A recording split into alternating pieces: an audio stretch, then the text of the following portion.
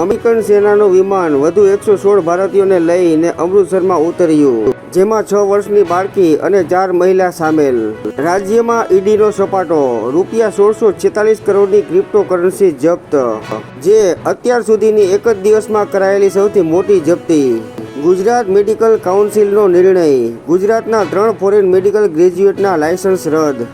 ઈસરોની સહયોગી સંસ્થાની સિદ્ધિ, PRLના વૈજ્ઞાનિકોએ પૃથ્વી કરતાં 263 ગણો મહાકાય એક્ઝોપ્લેનેટ શોધ્યો. કેનેડાના ઇતિહાસની સૌથી મોટી લૂંટનો ભારતીય આરોપી પંજાબમાંથી મળ્યો, જે 400 કિલો સોનું અને 22 કરોડ રોકડ લૂંટી હતી. ઉનાળાના વેકેશનમાં વિદેશ પ્રવાસ મોંઘા, ડોલર સામે રૂપિયો ગગડતા અમેરિકા માટે રૂપિયા 20,000 વધુ ખર્ચવા પડશે. અમદાવાદના ઇલિસ બ્રિજના ધારાસભ્ય અમિત શાહની ચંડોળા તળાવ વિસ્તારમાં ગેરકાયદે બાંગ્લાદેશી વસાહતો દૂર કરવા રજૂઆત. આજે સ્થાનિક સ્વરાજ્યની ચૂંટણીનું મતદાન, 18મીએ મત ગણતરી. ચૂંટણી જીતવા રાજકીય પક્ષોએ એડી ચોટીનું જોર લગાવ્યું. 2 થી વધુ સંતાન ધરાવતા સરપંચની અપીલ હાઈકોર્ટે ધરાર ફગાવી દીધી, જેમાં દસક્રોઈ ગામના સરપંચને 3 સંતાનો હોવાથી દૂર કરાયા હતા. ગુજરાતને આગામી સમયમાં વધુ 10 મેડિકલ કોલેજ મળશે, જેમાં યુજીમાં 1500 અને પીજીમાં 1000 સીટ વધશે. 7 મહિનામાં 15 ફાઇલો ગુમ થયાની હકીકત જાણી હાઈકોર્ટ ચોંકી ઉઠી. ન્યાયની વહીવટી પ્રક્રિયામાં પારદર્શિતા જરૂરી. વલસાડમાં બિલ્ડર ગ્રુપને ત્યાં ઇન્કમટેક્સ સર્ચમાં 400 કરોડના આર્થિક વ્યવહારો મળ્યા.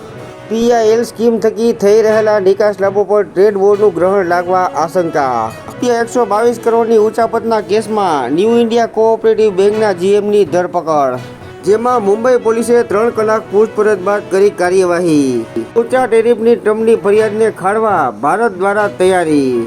જમ્મુ કાશ્મીરના ઉપરાજ્યપાલની કાર્યવાહી, જેમાં કાશ્મીરમાં અશાંતિ ફેલાવવા આતંકીઓને મદદ કરતા 3 કર્મચારી બરતરફ. સંતાનને જન્મ આપવાના હેતુ સિવાયના અસલામત શારીરિક સંબંધ માટે પુરુષે દંડ ભરવો પડશે. ચેમ્પિયન્સ ટ્રોફીનું આયોજન પાકિસ્તાન ક્રિકેટ બોર્ડના આર્થિક સંકટને વધુ ઘેરું બનાવશે. સંભળના 74 હિંસાખોરોના પોસ્ટર પોલીસે મસ્જિદની દિવાલે લગાવ્યા. પોસ્ટરોમાં હિંસાખોરોના મોઢા પર નકાબ, હાથમાં પથ્થરો. બાતમી આપવા પોલીસની અપીલ.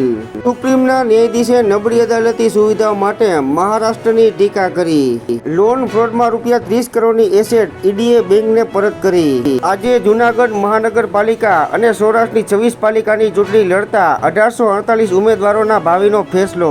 રશિયન બિયરના કેન પર મહાત્મા ગાંધીની તસવીર જોઈ લોકો ભડક્યા. નવરાત્રી દરમિયાન બનેલી દુષ્કર્મની ઘટનાનો ઝડપી ચુકાદો, જેમાં સુરતના માંગરોળમાં ગેંગરેપ કેસમાં 2 આરોપી દોષી, સોમવારે સજા ફટકારાશે.